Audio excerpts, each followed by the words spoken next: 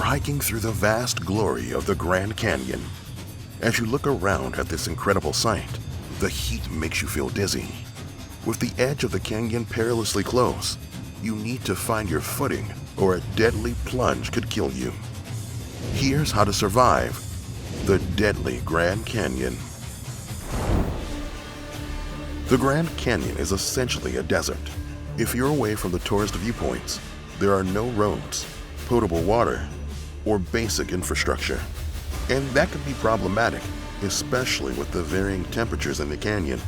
They can reach as high as 38 degrees Celsius during the day and as low as 4 degrees Celsius at night.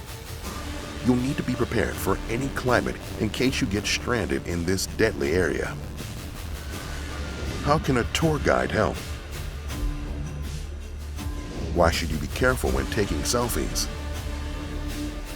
And which hidden danger lies under the rim? In 2017, the Grand Canyon National Park had over 6 million visitors. Unfortunately, people sometimes die when they stray off the paved path for a better view or photo. If you fall, you could fall a long way. This huge canyon is about 446 kilometers long, 16 kilometers wide, and 1.6 kilometers deep. The rim has many undercuts, meaning that the edge has been carved out or worn thin by erosion. The thin ground can crumble and fall away underneath you. If you're lucky, you might be able to regain your footing or hold on to something, but the odds of surviving a fall aren't in your favor. Step 1. Drink up. Wild animals like black bears and mountain lions are not the biggest threats you'd face. That's dehydration. This is why it's so important to enter the Grand Canyon well hydrated. You'll need to drink about 3.7 liters of water each day.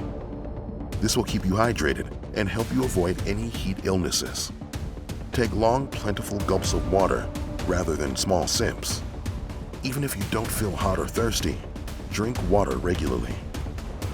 If you wait until you feel thirsty, it could be too late. Step 2. Plan your trip. Since the temperatures vary so much in the canyon, it's important to schedule your trip when the weather may be the most accommodating. The Grand Canyon National Park website regularly posts about the weather and road conditions, so you can check them before your trip. If you plan to visit in the winter, wear layers of clothing and bring gloves. Avoid the North Rim as it can be quite cold in the winter. Step 3. Pack well. In all survival situations, what you have with you could save your life. Prepare for any weather scenario, such as excessive heat, cold, or a rainstorm. So bring a lightweight waterproof jacket, umbrella, change of clothes, sunscreen, a hat with a big brim to shade your face, and possibly gloves. Step 4. Use the buddy system.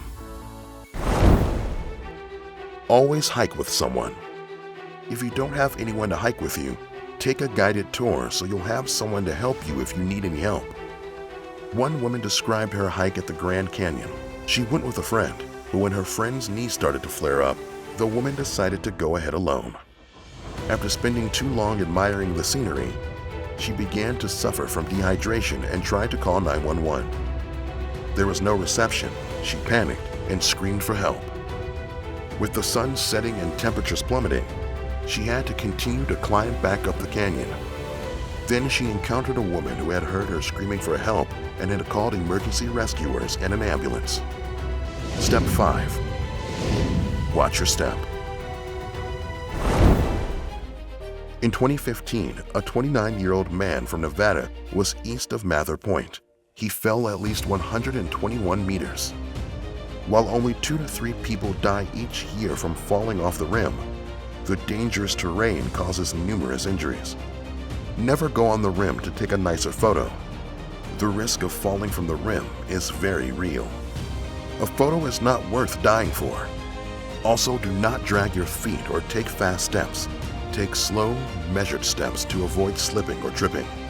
Make sure your shoelaces are tied too. This could be especially important if you find yourself near the Colorado River, which runs through the canyon. You wouldn't want to trip on your shoelace and find yourself drowning.